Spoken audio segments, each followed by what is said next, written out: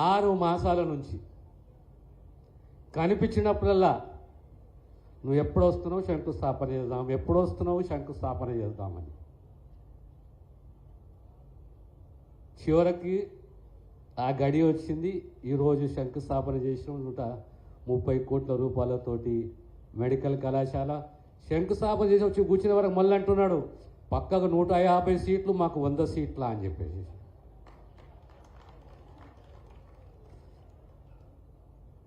అక్కడ 150 సీట్లు మా ఖమ్మం జిల్లాకు మా ప్రాంతానికి 100 సీట్లేనా? లే 150 సీట్లు అంటే ఇంకా 50 సీట్లు పెరగాలి. ఖమ్మము, వరంగల్ ఈ ప్రాంతంలో అంటే గోదావరి పరివాహక ప్రాంతంలో తెలంగాణ రాష్ట్రంలో ప్రధానంగా వైద్యపరంగా ప్రైమరీ హెల్త్ అనేది చాలా ముఖ్యము. ఏ ప్రాంతంలో ఏ జిల్లాలలో ఆ కాన్స్టిట్యూన్సీలో ఇంకా అవసరం ఉన్న జాగాలలో ప్రైమరీ హెల్త్ సెంటర్లు మంజూరు చేసినాము. మీ ప్రాంతంలో మీ జిల్లాలో కూడా సుమారు 6-7 ప్రైమరీ హెల్త్ సెంటర్లు కావాలి. అవి కూడా జిల్లాకు మంజూరు చేస్తామనే విషయాన్ని సవినయంగా మీకు తెలియజేస్తున్నాను. నాకు గత 15 మాసాల 16 మాసాల ఈ శాఖ అనుభవంతో ఒకటి అర్థమైందంటే వరంగల్, కరీంనగర్, ఖమ్మం ఈ ప్రాంతంలో ఉన్న ప్రజలు హైదరాబాద్ మీద డిపెండ్ కాకుండా ఇక్కడనే సూపర్ స్పెషాలిటీ సదుపాయాలు కల్పించాలి. మెడికల్ ఎడ్యుకేషనే కానీ హెల్త్ సర్వీసెస్ని కానీ స్ట్రెంథన్ చేయాలి. ఆ నేపథ్యంలోనే ఈ మధ్య కాలంలో ప్రపంచ బ్యాంకు సుమారు 4,100 కోట్లు మంజూరు చేస్తే మీ ప్రాంతానికి ఒక రీజనల్ క్యాన్సర్ సెంటర్ వరంగల్కి సుమారు 30-35 కోట్ల రూపాయలతోటి మంజూరు చేయబోతున్నాము. అదే రకంగా మొన్ననే ఒక నిర్ణయం తీసుకున్నాం. ఆర్గన్ రిట్రీవల్ సెంటర్ ఖమ్మంకు ఆర్గన్ రిట్రీవల్ సెంటర్ కూడా మంజూరు చేయబోతున్నాము.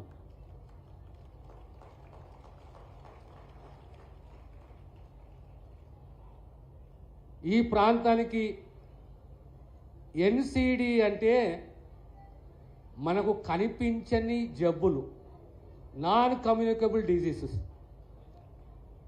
దీని యొక్క గ్రాఫ్ పెరుగుతున్నది రోజు రోజుకు. డయాబెటీసే కానీ, హైపర్ టెన్షనే కానీ, క్యాన్సరే కానీ దీన్ని ఏ రకంగా దీన్ని మనము అరికట్టాలి అనేది ముఖ్యమైంది.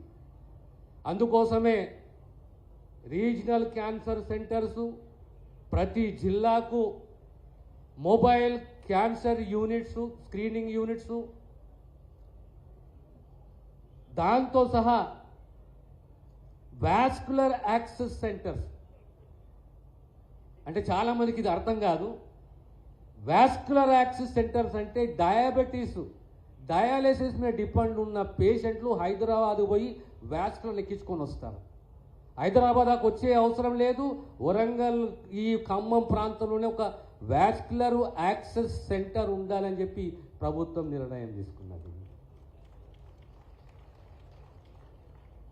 అదే రకంగా మొన్ననే ముఖ్యమంత్రి రేవంత్ రెడ్డి గారు 213 కొత్త అంబులెన్స్లని ఇనాగరేట్ చేసిండు. అదే పద్ధతిలో ఈరోజు ఎమర్జెన్సీ రెస్పాన్స్ టైం అనేది 18 నిమిషాలకి నుంచి 14 నిమిషాలకు తగ్గింది. దాన్ని 11 నిమిషాలకు చేయాలంటే ఇంకా కనీసం ఇంకొక 100 అంబులెన్స్లు అవసరం. ప్రత్యేకంగా ఆదివాసీ ప్రాంతాలలో, పెద్ద మండలాలలో కనీసం 2 అంబులెన్స్లు ఉండాలని చెప్పి ప్రభుత్వ ఆలోచన, ఆ దిశగా ప్రభుత్వం కృషి చేస్తుంది. ఇక మెడికల్ కాలేజ్ కానీ, నర్సింగ్ కాలేజ్ కానీ మా పెద్దలు నాగేశ్వరరావు మళ్ళీ అన్నారు మాకు నర్సింగ్ కాలేజ్ కావాలని చెప్పేసి. ఆ నర్సింగ్ కాలేజ్ పేరు కూడా చెప్పారు, ఈ ప్రాంతంలో నర్సింగ్ కాలేజ్ కావాలని చెప్పేసి.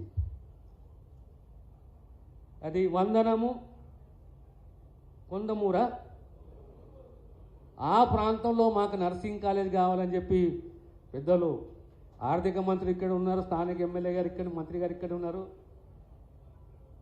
కలెక్టరేట్ పక్కకు నర్సింగ్ కాలేజ్ కూడా ఈ ప్రాంతానికి మంజూరు చేస్తామనే విషయాన్ని తెలియజేస్తూ, ముఖ్యంగా నర్సింగ్ కాలేజే కాదు, దాంతో సహా మీరు ఇంకోటి అడగాలి, మిడ్ వైఫరీ కోర్సుల కాలేజ్ కావాలని చెప్పి.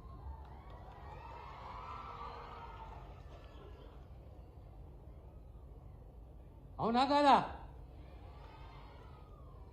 మిడ్ వైఫరీ కోర్సులు అందిస్తే పిల్లలకు రేపు సి సెక్షన్ డెలివరీస్ అనేది తగ్గుతాయి. ఆ దిశగా ఓ 18 మాసాలు క్లాసులు, ట్రైనింగు, కోచింగ్ ఇస్తే మన ఈ కరీంనగర్, వరంగల్, ఖమ్మంలో సి సెక్షన్లు ఎక్కువ ఉన్నాయి, ఇవి తగ్గాలి. ప్రత్యేకంగా మా శాఖకు సంబంధించి చాలా అనుబంధం ఉన్నది ఖమ్మం సమాజంతో, వరంగల్ సమాజంతో. ఎప్పుడు వార్తలు వస్తూనే ఉంటాయి పేపర్లో కొద్దిగా అంత నెగటివ్గా.